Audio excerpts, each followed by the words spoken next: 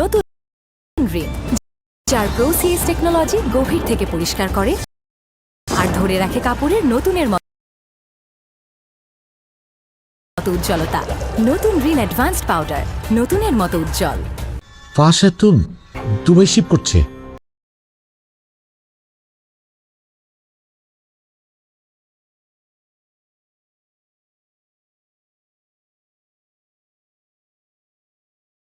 What?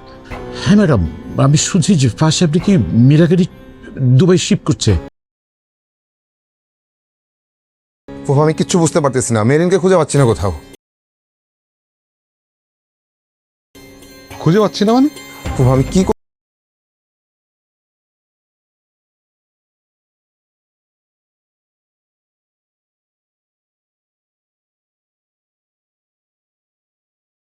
করবো বুঝতেছি না, কোথাও নাই। ওটা অফিসের ফান্ড ছিল, আর অফিসের ফান্ড আমি একটা বিজনেসে ইনভেস্ট করেছি। আর এটা নিয়ে যদি কোনো জব দিয়ে করতে হয় সেটা আমি অফিসে গিয়ে আমার বসকে বলবো। You are not my reporting boss. জন্মের পর থেকে আমি তোমার কথা অমান্য করি না, তুমি যা বলছো আমি শুনছি। Right right? Very right. আমি এখন থেকে যেই ডিসিশন নিব সেটাই ফাইনাল, এন্ড তুমি এটা রেসপেক্ট করবা প্লিজ। প্রিয় নাটকপ্রেমী ভাই ও বোনেরা, আসসালামু আলাইকুম। আশা করি সবাই অনেক ভালো আছেন। আজ আপনাদের জন্য নিয়ে এসেছি এমন একটি রিভিউ ও আপডেট যেটা শুনলে সামনে আসা গল্পটা নিয়ে আপনার কৌতূহল আরও কয়েক গুণ বেড়ে যাবে। এই ভিডিওতে আমরা জানব নতুন পর্ব কবে আসতে পারে, সম্ভাব্য ৩৫ নম্বর পর্ব কখন রিলিজ হওয়ার কথা, নাটকটি কোন চ্যানেলে এবং সাধারণত কোন সময় আপলোড হয়। এর পাশাপাশি থাকছে ৩৩ ও ৩৪ নম্বর পর্বের সবচেয়ে গুরুত্বপূর্ণ, সবচেয়ে আলোচিত এবং সবচেয়ে অনুভূতিপূর্ণ মুহূর্তগুলো নিয়ে বিস্তারিত আলোচনা।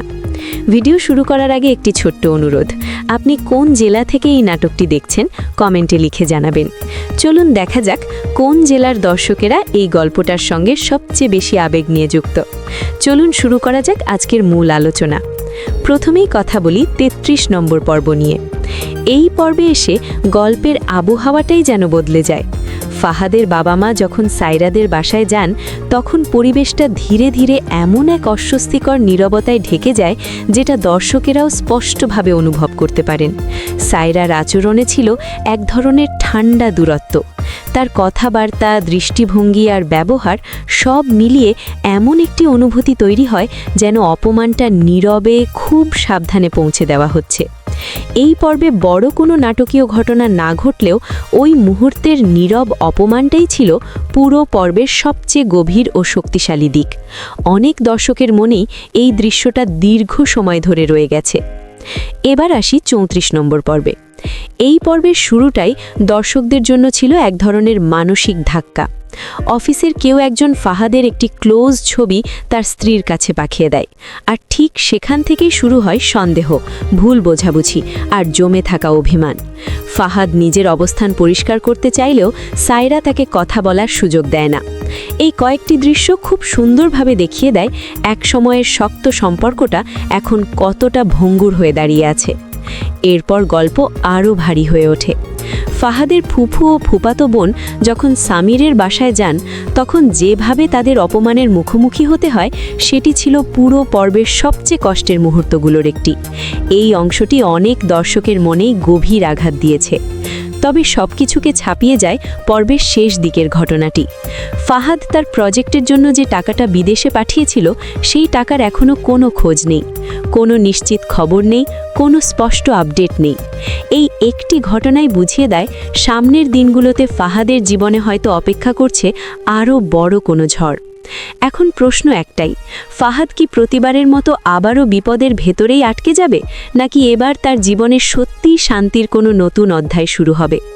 আপনার মনে হয় আগামী পর্বের সবচেয়ে বড় টার্নিং পয়েন্ট কি হতে পারে? কমেন্টে অবশ্যই আপনার মতামত জানাবেন। আজকের আপডেট ও রিভিউ এখানেই শেষ করছি। নতুন পর্বের সব খবর সবার আগে পেতে চ্যানেলের সাথেই থাকুন। এবার আসি সবচেয়ে গুরুত্বপূর্ণ আপডেটে। ৩৫ নম্বর পর্বটি কোথায় এবং কবে দেখতে পারবেন?